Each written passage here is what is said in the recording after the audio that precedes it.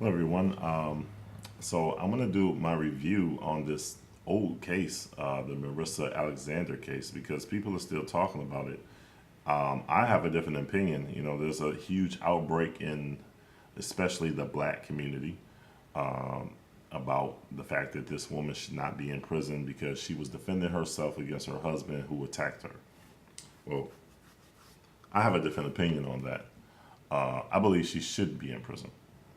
I don't believe she should be in prison for 20 years, but I believe she should be in prison. So let's just go through a few minutes of the actual case real quick. She walks down the jail hallway in handcuffs. Marissa Alexander is facing 20 years behind bars, convicted of aggravated assault with a deadly weapon. She says she was defending herself, standing her ground, from a husband who had been arrested before on charges of abusing her. He was arrested for doing what to you?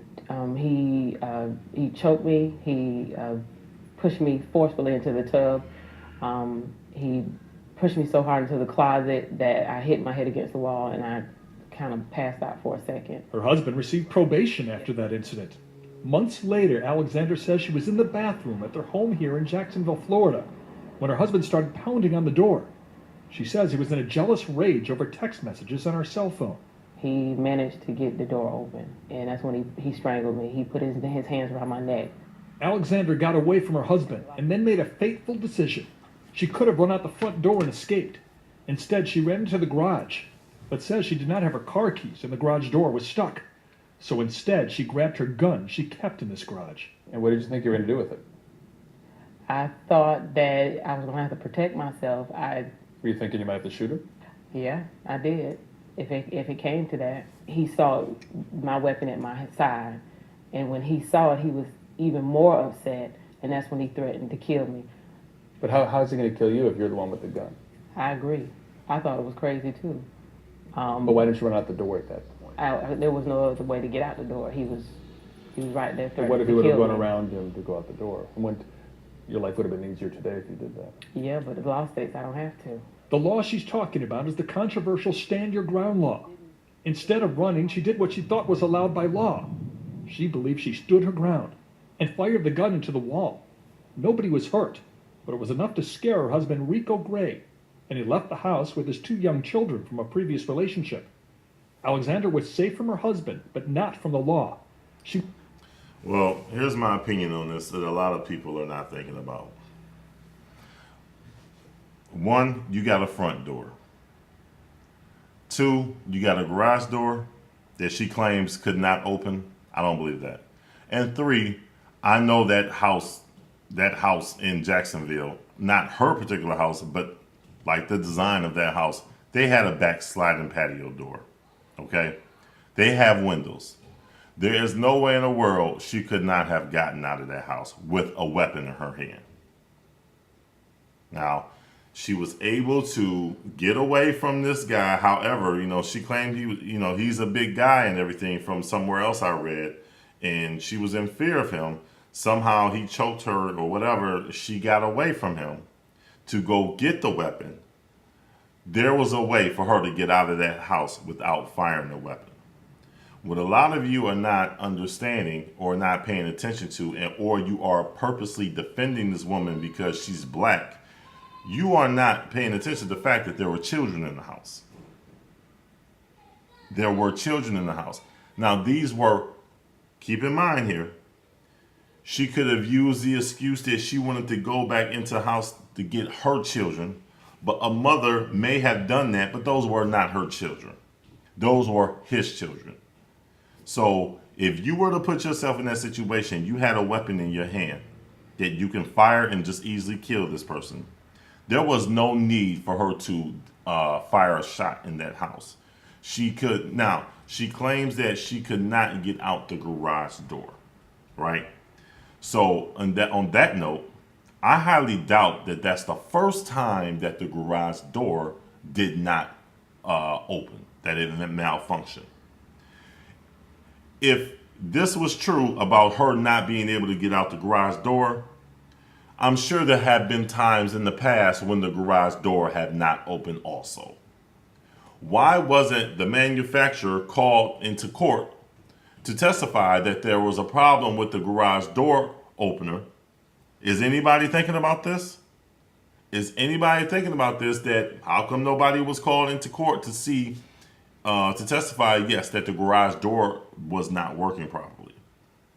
How come nobody was called into court to testify that there have been problems where this couple have called and called out the garage door manufacturer or called someone to fix the garage door? That would have given more towards her defense that she could not get out of the garage door. But it's irrelevant. She had a gun in her hand, okay? She could have, now she said she couldn't get out the house still because he was blocking the door. He was blocking the garage door. He was blocking the front door. He was blocking the patio sliding door. He was blocking the windows on the it looked like a one-story house. He was blocking all the windows. She just couldn't get out of the house. She needed to fire a shot. No, I don't buy that. She had protection in her hands and she could have gotten away if she chose to. But she chose to stand her ground, as you call it, and fire a shot. Now, also what you got to look at, what the court may be looking at also, is that bullet that she fired could have hit one of the children. Just because she aimed the gun somewhere does not mean that the bullet could not have ricocheted off of some type of hard piping or water pipe or something where the bullet could have ricocheted. It could have hit the husband. It could have hit one of the children. It could have hit someone. Hell, it could have hit herself. She could have killed herself. Bullets do bounce off of things. And this is something that also the court is probably looking at. All right. So she had an opportunity to get away, but because she was enraged, because she was upset, she chose to fire the weapon when it was not called for. She went into the garage, got the weapon, came back into the house. It's funny that garage door was open in what CNN just showed you. The garage door is open. Nobody pays attention to the small details. All you do is go into a rage, how the media trains you to do. They train you to go into a rage and make some big, huge fiasco about a situation. Okay? No, she should not have been sentenced to 20 years. I don't think that they will give her 20 years. I think that they will change that later. They can do whatever they want to do. They're just making you upset as they train you to. That she gets a mandatory 20 years in prison, life sentence. Of course they're going to do that because you got to understand that that's the media's job, is to train you how to think and to act out in rage. Okay, it gets their websites pumping, it gets YouTube pumping, it gets the ads pumping online. People are clicking on more ads when people are outraged. This is a fact. So you have to look at these factors that most of you are not educated enough to even think about. All right? But bottom line is, this woman could have gotten out of that house. She had a gun in her hand. She could have gotten away. She chose to fire the weapon. And she should not have done that because it could have killed one of his children. That could have happened. All right? So that's my review on this case. I think a lot of you need to start thinking about other things besides of what they just show you on the television.